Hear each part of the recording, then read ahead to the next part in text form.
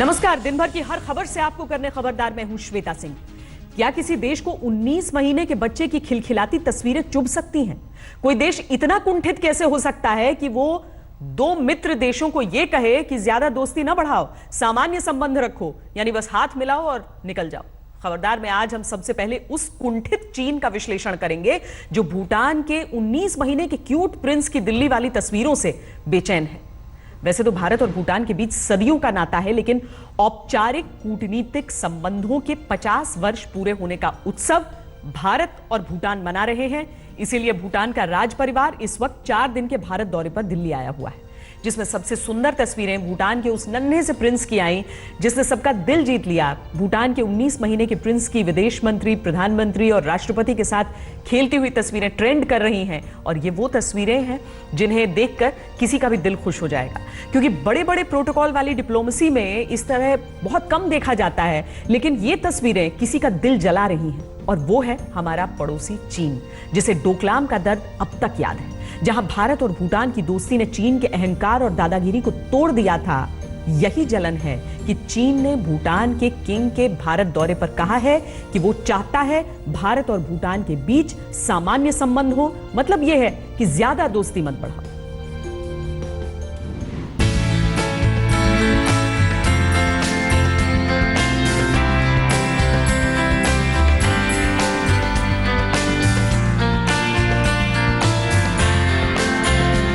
भूटान के राज परिवार के 4 दिन के भारत दौरे की ये तस्वीरें भूटान के किंग और क्वीन के साथ आए उनके 19 महीने के नन्हे प्रिंस की ये तस्वीरें, जिसने विदेश मंत्री सुषमा स्वराज की उंगली पकड़ ली तो प्रधानमंत्री नरेंद्र मोदी से मिलने पर उनके साथ खेलने लगा। राष्ट्रपति रामनाथ कोविंद के साथ मिलने पर नन्हे प्रिंस ने सबकी मुस्कान खिला दी। ऐसी खिलखिलाती तस्वीरें किसी को चुभ सकती हैं तो वो सिर्फ और सिर्फ चाइनीज ही हो सकते हैं, जिससे भारत और भूटान की प्रगाढ़ मित्रता अच्छी नहीं लगती। क्योंकि अगर ऐसा नहीं होता तो आज चीन का विदेश मंत्रालय भूटान के किंग के भारत दौरे पर जलकर ये नहीं कहता कि चीन के लिए भारत और भूटान दोनों महत्वपूर्ण और बेहद करीबी पड़ोसी देश हैं। चीन इन दोनों देशों के साथ अच्छे पड़ोसी वाले रिश्ते और मित्रता के लिए प्रतिबद्ध है, और चीन चाहता है कि भारत और भूटान के बीच भी सामान्य संबंध बने। लेकिन चीन के विदेश मंत्रालय की प्रवक्ता ने ये नहीं बताया कि ये सामान्य संबंध का क्या मतलब है। जब रिश्ते प्रगाढ़ हैं तो संबंध सामान्य करने की बात क्यों? क्या इसलिए कि चीन ये कह रहा है कि भारत और भूटान को ज्यादा दोस्ती नहीं बढ़ानी चाहिए, सिर्फ उतनी ही रखनी चाहिए जितनी दो देशों के कूटनीतिक संबंधों में जरूरत होती है। ये चीन की जलन को बताता है जो डोकलाम के विवाद के बीच अब तक बनी हुई है, क्योंकि डोकलाम में चीन को भारत और भूटान की दोस्ती ने 73 दिन तक वो चुनौती दी जिसने चीन की अकड़ को पहली बार तोड़ा। पहली बार किसी विवादित जगह से चीन को हटना पड़ा जिस पर वो कह रहा था कि इस पर समझौता नहीं, अगर होगा तो युद्ध होगा। चीन यही रट लगाता रहा कि डोकलाम में अगर भूटान के साथ उसका विवाद है तो भारत वहां पर क्या कर रहा है, ये मंजूर नहीं। भारत ने साफ कहा था कि भूटान से उसकी रक्षा संधि है, अगर चीन सीमा पर यथास्थिति को तोड़ेगा तो भारत अपने मित्र देश की मदद में नहीं हिचकेगा। चीन ने इन 73 दिन में भूटान को भी बरगलाने की पूरी कोशिश की, लेकिन भूटान भारत के साथ तब तक खड़ा रहा जब तक चीन हटने पर मजबूर नहीं हुआ। इसीलिए चीन डोकलाम में विवादित जगह से तो हट गया, लेकिन वो डोकलाम में मिली चोट को भूला नहीं। आज जब भूटान के किंग अपने परिवार के साथ भारत के दौरे पर आए हैं और डोकलाम के विवाद के बाद भूटान का पहला बड़ा भारतीय दौरा हुआ, जिसमें भूटान के प्रिंस के साथ भारत की विदेश मंत्री, भारत के प्रधानमंत्री, भारत के राष्ट्रपति दुलार दिखाते नजर आए, तो ये चीन को अंदर ही अंदर जला रहा था। इस पर भूटान के किंग से मुलाकात के बाद भारत के राष्ट्रपति रामनाथ कोविंद के बयान ने चीन के जले पर नमक छिड़क दिया होगा। राष्ट्रपति ने कहा है कि जिस तरीके से डोकलाम के मुद्दे पर भारत और भूटान एक साथ खड़े रहे वो हमारी दोस्ती का साफ प्रमाण है। इस मुद्दे को सुलझाने में जिस तरह से खुद भूटान के किंग निजी तौर पर शामिल रहे, दिशा और मदद दी, उनकी जितनी भी प्रशंसा की जाए कम है। भारत और भूटान के रिश्ते अद्भुत हैं, ये विश्वास और समझ के आधार पर हैं। ऐसे संबंधों से हमारे पड़ोस के दूसरे देशों को भी सीखना चाहिए।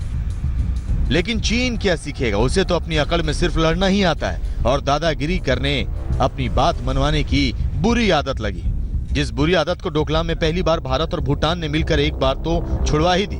रिश्ते और कूटनीति क्या होती है ये चीन को भारत और भूटान से वाकई सीखना चाहिए, लेकिन वो सीखने के बजाय जल रहा है कि भारत का प्रधानमंत्री भूटान के नन्हे प्रिंस के साथ क्यों खेल रहा है, क्यों उसे फीफा अंडर 17 कप की फुटबॉल गिफ्ट दे रहा है, चेस गिफ्ट दे रहा है। यह सब सामान्य होना चाहिए, एक दूसरे से मिले और हाथ मिलाकर चले जाएं। चीन की ऐसी सोच पर किसी को भी तरस आएगा। बीजिंग से अनंत कृष्णन के साथ आज तक ब्यूरो। चीन हमेशा इस बात से चिढ़ता है कि भारत और भूटान के बीच इतनी दोस्ती क्यों है। जब डोकलाम का विवाद हुआ था तब भी चीन ने कहा था कि भूटान को भारत अपने इशारे पर चला रहा है। यह किसी देश की संप्रभुता को नकारने वाली बात है। चीन की असली दिक्कत यह है कि भूटान पर भारत की वजह से उसका जोर नहीं चलता। वो छोटे से देश भूटान की जमीन पर भी बुरी नजर रखता है, लेकिन भारत ने कभी उसके इरादे कामयाब नहीं होने दिए। डोकलाम में भी चीन को भारत ने यही बताया और करके दिखाया था। भूटान को हमेशा से चीन की तरफ से हमले के खतरे का अंदेशा रहा है।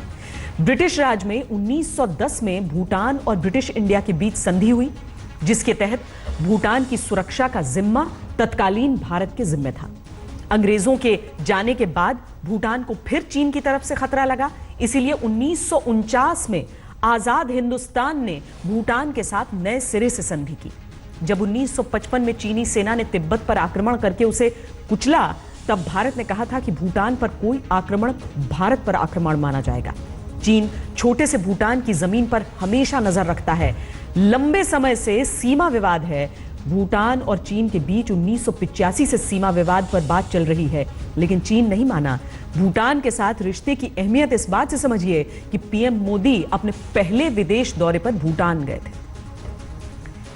चीन की कुंठा सिर्फ भूटान को लेकर ही भारत पर नहीं दिखती है। पाकिस्तान के आतंकवादी मौलाना मसूद अजहर को आज फिर चीन ने बचा लिया। मसूद अजहर पर अंतर्राष्ट्रीय प्रतिबंध के यूएन में प्रस्ताव को चीन ने फिर लटका दिया।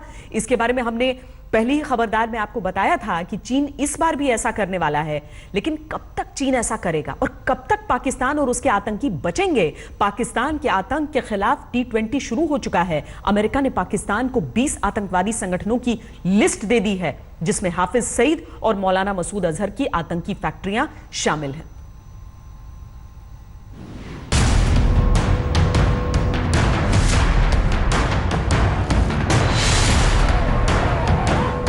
हाफिज सईद की आतंक फैक्ट्री लश्कर तैयबा, मसूद अजहर की आतंक फैक्ट्री जैश ए मोहम्मद, पालतू आतंकवादी संगठन हरकत-उल Mujahideen.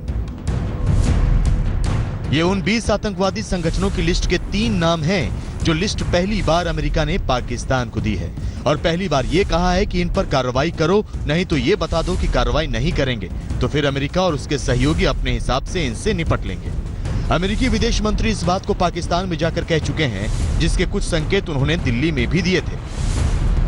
Quite frankly, my view, and I express this to the leadership of Pakistan, is we also are concerned about the stability and security of Pakistan's government as well, as these terrorist organizations have enlarged their numbers and have enlarged their strength and their capability within Pakistan's borders. This can lead to a threat to Pakistan's own stability.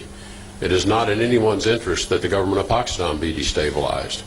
And so we think we have a mutually shared interest in not just containing these organizations, but ultimately eliminating these organizations.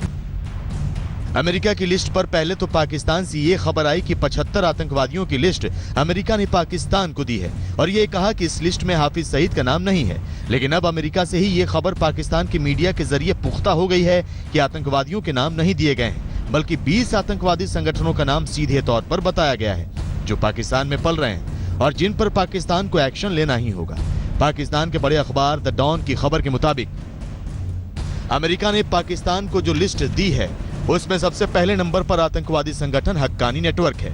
Haqqani network Afghanistan में America और भारत पर हमले करने के लिए कुख्यात रहा है। हक्कानी नेटवर्क के बारे में कहा जाता है कि इसके आतंकवादियों को पाकिस्तान ही हथियार, ट्रेनिंग और ठिकाना देता है। लेकिन पाकिस्तान की असली चिंता अफगानिस्तान में हमले करने वाले आतंकवादी या तालिबान नहीं है। पाकिस्तान इस बार टेंशन में इसलिए है कि उसे हर तरीके के आतंकवादी खत्म करने के लिए कहा गया है। इसमें वो आतंकवादी भी शामिल हैं जिन्हें पाकिस्तान भारत का खून बहाने के लिए पालता रहा है। पाकिस्तान को दी गई अमेरिकी लिस्ट में 3 तरह के आतंकवादी संगठनों का जिक्र है। एक वो आतंकवादी संगठन जो अफगानिस्तान में हमले करते हैं, एक वो आतंकवादी संगठन जो खुद पाकिस्तान में हमले करते हैं, एक वो आतंकवादी संगठन जो भारत पर हमले करते हैं। यही पाकिस्तान की बेचैनी है, क्योंकि जो भारत पर हमले करते हैं उनका नाम हाफिज सईद, लश्कर तैयबा, जमात-उद-दावा, मौलाना मसूद अजहर, जैश-ए मोहम्मद जैसे आतंकवादी और आतंकवादी संगठन हैं। और ये सब पाकिस्तान के सबसे प्यारे, सबसे पुराने और सबसे ज्यादा पालतू हैं। इन्हें खत्म करने के लिए कहना यही पाकिस्तान की बौखलाहट है और वो आंखें दिखा रहा है। आज से एक साल तकरीबन कबल जब इलेक्शन हो रहे थे तो उस वक्त प्रेसिडेंट ट्रंप का इस सारी प्रॉब्लम के मुतल्लिक एक डिफरेंट स्टांस था और एक डिफरेंट अप्रोच थी जो बिल्कुल कतई तौर पे रिजेक्ट होके तो अब वो एक उसकी नई शक्ल सामने आई है। तो अगर अमेरिका जो है उस इन्फ्लुएंस से आज़ाद होके पॉलिसी जो है वो उसको मुरतब करे तो मेरा ख्याल है कि वो ज़्यादा लॉजिकल भी होगी और ज़्यादा इफेक्टिव भी होगी। जब वो पाकिस्तान को कसूरवार ठहराते हैं तो एक्चुअली वो अपनी शिकस्त की पर्दापोशी कर रहे होते हैं। वो पाकिस्तान को एक स्केपगोट बना के या एक कसूरवार ठहरा के उनकी जो नाकामियां हैं उस पर तो मैंने ये बात जो है मैं फरतुल्लाह बाबर साहब को अश्योर करना चाहता हूं कि मैंने ये बात पहले भी विटिंगली की थी, अब भी विटिंगली कर रहा हूं, अनविटिंगली खुदा न खास्ता नहीं मैंने की। ये तेवर बताते हैं कि पाकिस्तान अपने पालतू आतंकवादियों पर वो एक्शन नहीं लेगा जो अमेरिका उससे कह रहा है, लेकिन भारत अमेरिका से साफ कह चुका है कि अमेरिका की पॉलिसी तब तक कामयाब नहीं होगी जब तक पाकिस्तान हर तरीके के आतंकवादियों को खत्म नहीं करेगा। राष्ट्रपति ट्रंप की नई रणनीति तभी सफल हो सकती है जब पाकिस्तान बिना किसी भेदभाव के सभी आतंकवादी संगठनों के खिलाफ प्रभावी कार्यवाही करे। अब अमेरिका की पाकिस्तान को दी गई लिस्ट, जिसमें हाफिज सईद के आतंकी संगठन से लेकर मौलाना मसूद अजहर के आतंकी संगठन और उस हरकत उल मुजाहिदीन जैसे आतंकी संगठनों का जिक्र है जिन्हें पाकिस्तान की सेना नेतागिरी में सेट करने में लगी है। ये आतंकवादी संगठन खुलेआम पाकिस्तान में घूमते हैं, रैलियां करते हैं, प्रेस कॉन्फ्रेंस करते हैं। अगर वो 16 साल पूरा उनका इत्तेहाद, नेटो और उनके सारे वसाइल कुछ नहीं कर सके तो मैं नहीं समझता हूँ कि अमेरिका तो इससे ज्यादा और भी क्या कुछ जो है वो कर लेगा। ये वो आतंकवादी हैं जो खुद या फिर उनके आतंकवादी संगठन इंटरनेशनल आतंकवादी घोषित हो चुके हैं, अंतर्राष्ट्रीय प्रतिबंधों वाली लिस्ट में हैं। खुद पाकिस्तान में भी कहने को इन पर प्रतिबंध है, फिर भी पाकिस्तान इन्हें पालता है और खुली छूट देता है। सवाल यही है कि पाकिस्तान इन आतंकियों को कब तक बचा पाएगा। आज तक ब्यूरो। लेकिन पाकिस्तान पर बने दबाव के बीच भारत को अमेरिका पर लगातार दबाव बनाए रखना होगा कि वो इस बार पाकिस्तान को किसी तरह की रियायत न दे पाए, जिस रियायत के चक्कर में इस बार भी पाकिस्तान है, क्योंकि पाकिस्तान इस बात में मास्टर है कि उससे आतंकी संगठनों पर कार्रवाई करने को कहा जाता है तो वो किसी न किसी बहाने अपने पालतू आतंकवादियों को बचा ले जाता है। इस बार पाकिस्तान बच कर न जा पाए, ये भारत को पूरा जोर लगाकर करना ही होगा। केरल में धर्मांतरण की फैक्ट्री पर हमारे खुलासे के अगले ही दिन केरल पुलिस ने 6 ऐसे युवाओं का पता लगाया है जो सीरिया जाकर आईसिस में शामिल हो गए और इन सभी के संबंध पीएफआई से थे। यह खबर अपने आप में आज तक के खुलासे और पीएफआई के खौफनाक सच को अगले स्तर पर पहुंचा रही। सरकार कह रही है कि उसे पीएफआई पर पहले से शक था और उसके खिलाफ सबूत जुटा लिए गए हैं। इसे बैन करने का ऐलान कभी भी हो सकता है, लेकिन केरल में वो सच किसी को नजर क्यों नहीं आया जो पीएफआई और सत्य सारणी की दीवार पर साफ साफ लिखा था। अब्दुल कयूम, निवासी कुटियाटूर, केरल, पीएफआई का पूर्व सदस्य, सीरिया जाकर आईएसआईएस में शामिल। अब्दुल मन्नाफ, पीपी, निवासी कन्नूर, केरल, पीएफआई का पूर्व सदस्य, फर्जी पासपोर्ट पर सीरिया जाकर आईएसआईएस में शामिल। शब्बीर शफी, निवासी कन्नूर, केरल, पीएफआई का पूर्व सदस्य, आईएसआईएस में शामिल। सुहेल रिजवाना, निवासी कन्नूर, केरल, पीएफआई के पूर्व सदस्य, आईएसआईएस में शामिल। साफवान, निवासी कन्नूर, केरल, पीएफआई का पूर्व सदस्य, आईएसआईएस का पूर्व सदस्य। दुनिया को इस्लामिक स्टेट बनाने के मुगालते में केरल से भागकर सीरिया पहुंचे 6 और युवाओं की जन्म कुंडली केरल पुलिस के हाथ लगी है। खास बात यह है कि इनका संबंध पीएफआई यानी पॉपुलर फ्रंट ऑफ इंडिया से रहा है। ये दावा किसी और ने नहीं, खुद केरल पुलिस ने किया है और ये दावा आज तक के स्टिंग ऑपरेशन में बेनकाब हुए पीएफआई और सत्य सारणी के खिलाफ एक और जिंदा सबूत है। PFI and Satya Sarani hidden motive is to establish Islamic State in India or all over world? All over world. That's the motive of all Muslims here. All over world? All over world. Why only in India?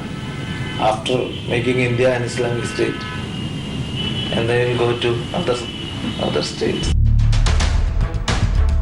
धर्मांतरण और आतंक के इस खतरनाक गठजोड़ पर आज तक के खुलासे से जब हड़कंप मचा तो सरकार भी पीएफआई का वो सच बताने को मजबूर हो गई जो अभी तक खुफिया फाइलों में कैद था। गृह मंत्रालय के सूत्रों का कहना है कि करीब 1.5 सालों से खुफिया एजेंसियों के रडार पर था पीएफआई। पीएफआई की गतिविधियों की लगातार निगरानी की जा रही थी। पीएफआई के आतंकी कनेक्शन के काफी सबूत जुटाए जा चुके हैं। पीएफआई को प्रतिबंधित करने की तैयारियां लगभग पूरी हो चुकी हैं। आज तक के स्टिंग ऑपरेशन के बाद पीएफआई पर प्रतिबंध का ऐलान जल्द होगा। Taking the name of India today story yesterday, जो उन्होंने अपने बहुत डीप सीटेड रिसर्च और स्टिंग ऑपरेशन से पूरे इस पॉपुलर फ्रंट ऑफ इंडिया के बहुत ही निफेरियस ऑपरेशंस को एक्सपोज किया है। और इसमें जैनाबा जो उनकी सत्या सरनी जो उनका वुमेन विंग है उसकी इंचार्ज हैं, उसको टेप पे लिया है। उनके पति मिस्टर अली हैं, उनको लिया है। और इन सबों ने कहा है कि हम रेडिकलाइज करते हैं, हम एक इस्लामिक स्टेट क्रिएट करना चाहते हैं।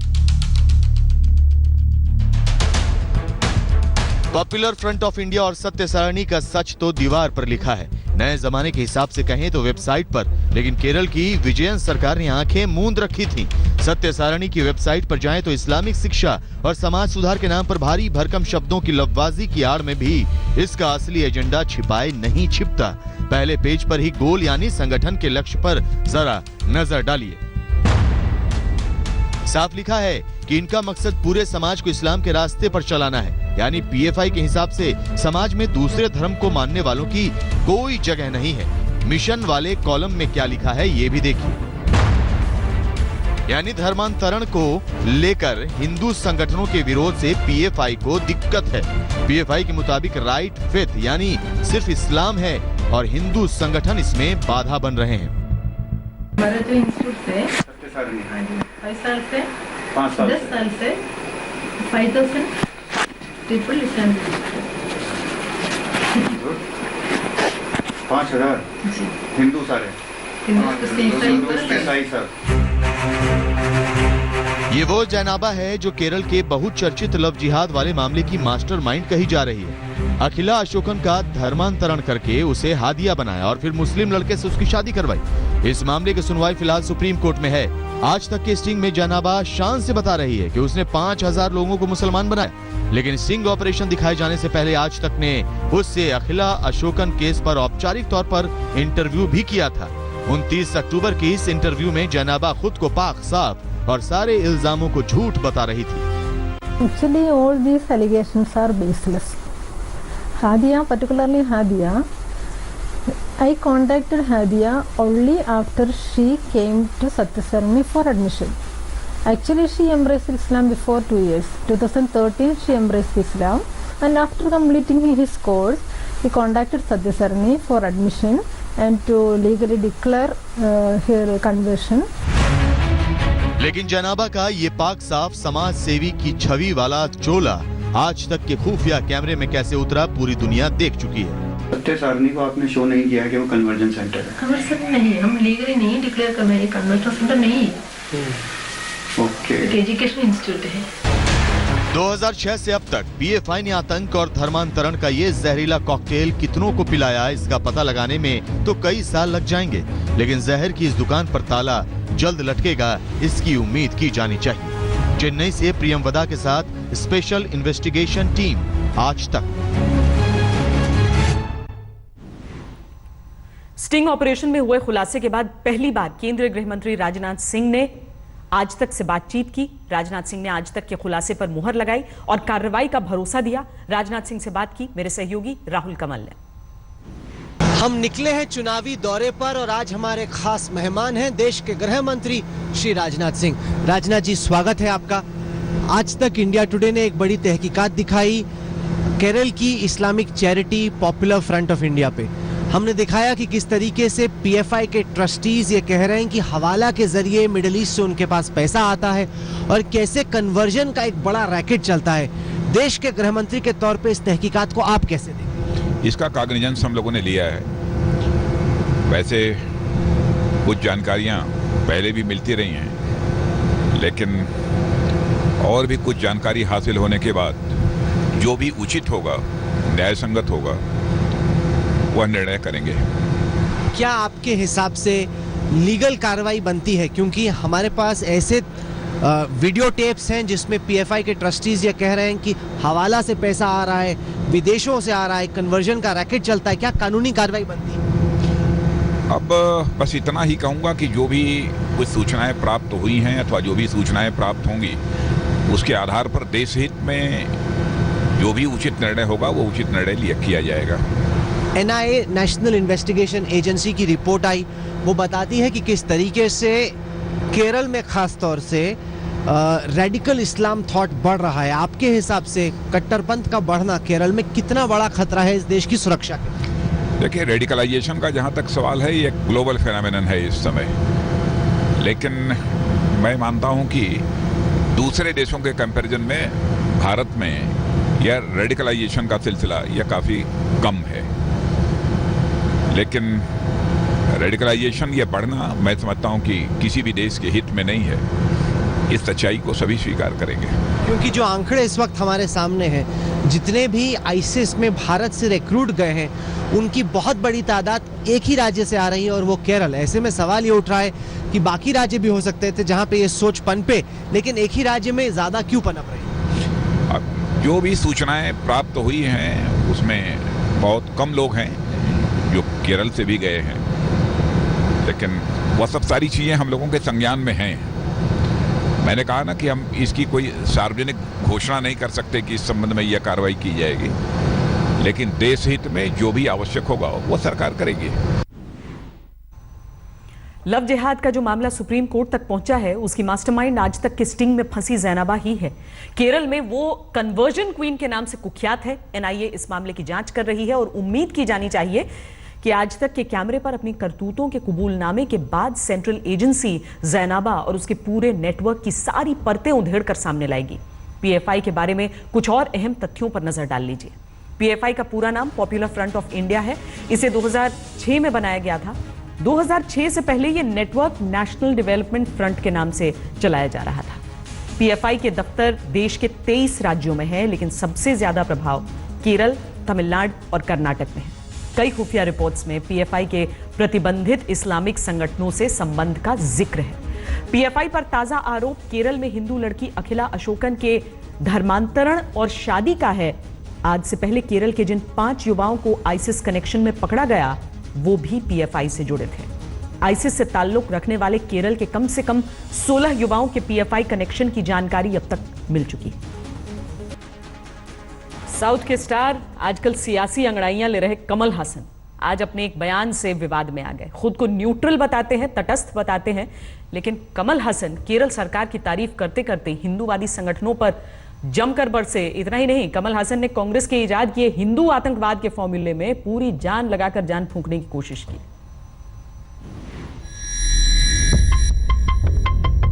बीते कई दिनों से दक्षिण की सियासत में अपनी खिचड़ी पका रहे अभिनेता कमल हसन को अचानक से हिंदू आतंक की याद आ गई। जब पूरे देश में केरल की धर्मांतरण और आतंक की फैक्ट्री पर हुए खुलासे को लेकर सरगर्मी है, ऐसे में कमल हासन की बातों ने कई लोगों को चौंका दिया।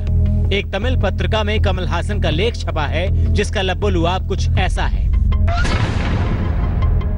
पहले दक्षिणपंथी संगठन हिंसा के बजाय विरोधियों से तर्क करते थे, लेकिन अब ऐसा नहीं है। अब ये लोग ताकत का इस्तेमाल करते हैं और हिंसा को हथियार बनाते हैं। हिंदू आतंकी नहीं होता, इस तर्क में अब दम नहीं है। आतंक अब हिंदूवादी कैंप में भी घुस चुका है। सत्यमेव जयते की जगह शक्तिमेव जयते ने ले ली है।